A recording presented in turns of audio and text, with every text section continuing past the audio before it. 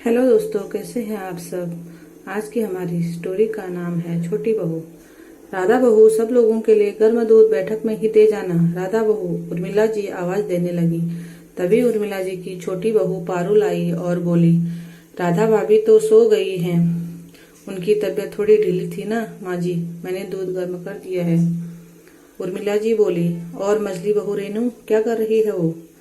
पारुल, वो भी। उर्मिला जी गुस्से में, यहाँ घर के आदमी परेशान है और ये दोनों महारानियां सो रही हैं। जब दाने दाने को मोहताज होंगी तब देखूंगी भूखे पेट कैसे सोएंगी। ताना मारते हुए बोली। छोटी बहू, दूध में पिसा बादाम और गुड़ डालकर 4 गिलास बैठक में दे दो। ना जाने कब यह समस्या खत्म होगी। इतना कहकर उर्मिला जी बैठक के बाहर ही बैठ गई। रात के 11 बज गए थे। पारुल ने 5 गिलास दूध के बनाए। पहला गिलास सास को यह कहकर दिया कि माँ जी, आप भी तो कई दिनों से परेशान हैं, और बाकी 4 गिलास अंदर कमरे में रखकर बैठक की चौखट पर ही खड़ी हो गई। थोड़ी देर बाद उर्मिला जी ने पारुल को चौखट पर खड़े देखा तो बोला, पारुल बहू, तुम यहाँ क्या कर रही हो। घर के आदमी लोग गंभीर मामलों में बात कर रहे हैं। यहाँ पर औरतों का रहना उचित नहीं। तुम्हें कुछ समझ नहीं आएगा। तुम जाओ, अपने छोटे बच्चे को संभालो। पारुल, जिसने शादी से पहले लॉ की पढ़ाई की थी लेकिन अपने परिवार वालों की किसी मजबूरी के कारणवश नौकरी नहीं कर पाई, और थोड़ी देर खड़ी ही रही और उसने अपनी सास उर्मिला जी को कहा, माँ जी, मुझे कुछ बात सुनने दो। मैंने लॉ की पढ़ाई की हुई है, मैं पिताजी की मदद कर सकती हूँ। इस पर उर्मिला जी ने उसको शर्मसार करते हुए 2 शब्द कहे। वह पारुल के लिए असहनीय थे, लेकिन फिर भी पारुल परिवार के लिए वहीं खड़ी रही। उर्मिला जी ने कहा, बहू, यह पढ़ाई लिखाई अपने मायके में जाकर सुनाना। हमने पढ़ी लिखी बहू इसलिए नहीं की कि वह हमारे घर के आदमियों पर रौब जमाए। तुम चुपचाप यहाँ से चली जाओ। पारुल ने अपनी सास उर्मिला जी को समझाते हुए कहा, माँ जी, मैं इस घर के आदमियों पर रौब नहीं जमा रही। मैं 5 साल से इस घर में हूँ, लेकिन मैंने आज तक किसी से ऊंची आवाज में बात तक नहीं की।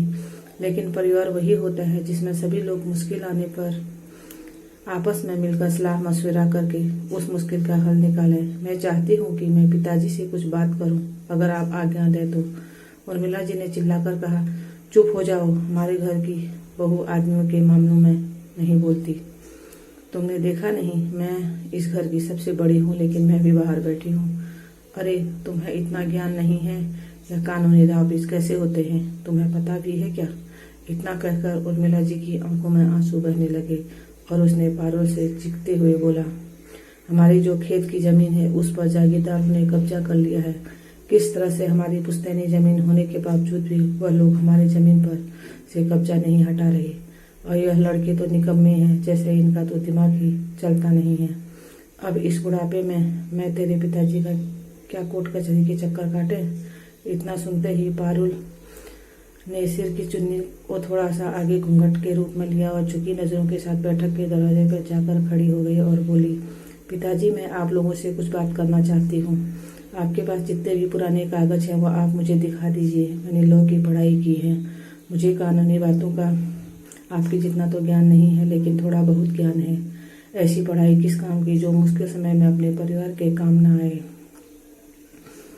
पारुल की बात सुनते ही उसका पति राकेश बहुत गुस्सा हुआ और उसने पारुल को दरवाजे से बाहर की तरफ धक्का देकर वहां से जाने के लिए बोला, जिसकी तेज आवाज को सुनते ही ससुर महेश प्रसाद बोले, रुक जाओ राकेश, बहू कुछ कहना चाहती है तो उसे कहने दो। इस पर महेश प्रसाद ने बहू को बोला, हाँ बहू बोलो, क्या बात है। पारुल बोले, पिताजी, मुझे वह सारे पेपर देखने हैं जिसमें उस जमीन के अंदर हमारा पुश्तैनी हक है। इतना कहते ही महेश प्रसाद ने फाइल बहू के हाथ में देते हुए कहा, बहू, यह फाइल ले लो और जो पेपर चाहिए तुम मुझसे ही आकर बात करो। कल तुम भी हमारे साथ कोर्ट चलना। गंभीर मामलों में मैं औरत आदमी या छोटा बड़ा नहीं देखता। मेरे लिए बस इंसान की समझदारी ही काफी है। पारुल ने अपने ससुर महेश प्रसाद के पैर छुए और वह फाइल लेकर अपने कमरे में चली गई। रात भर उसने उस पन्नों को उलट पुलट कर देखा और कुछ नोट्स बनाने लगी। अगले दिन सुबह 8 बजे वह भी अपने ससुर, दोनों जेठों और अपने पति के साथ गाड़ी में बैठकर कोर्ट की तरफ बढ़ गई। 9 बजे की सुनवाई थी, जिसमें जो बातें पारुल ने कही उन सब के आधार पर विपक्षी दल के वकील को अपने घुटने टेकने पड़े तथा कुछ दिनों की तारों के बाद पारुल के ससुर महेश प्रसाद को उनकी जमीन वापस मिल गई। उसने इस सब का श्रेय अपनी छोटी बहू पारुल को ही दिया और पारुल से कहा, बहू अगर तुम आगे की पढ़ाई करना चाहती हो तो तुम पढ़ सकते हो, क्योंकि पढ़ाई करने में कोई बुराई नहीं है। उर्मिला जी को भी उस दिन अपने व्यवहार के लिए बहुत बुरा लगा और उन्होंने अपनी छोटी बहू पारुल से माफ़ी मांगते हुए बोली, बहू मुझे माफ़ कर देना। जिस पढ़ाई को लेकर मैं तुम्हें शर्मसार कर रही थी, उसी पढ़ाई की वजह से आज हमारे घर में खुशियाँ वापस आई हैं। पारुल ने अपनी सास उर्मिला जी के पैरों को छूकर कहा, माँ जी आप मुझसे माफ़ी मत मांगिए।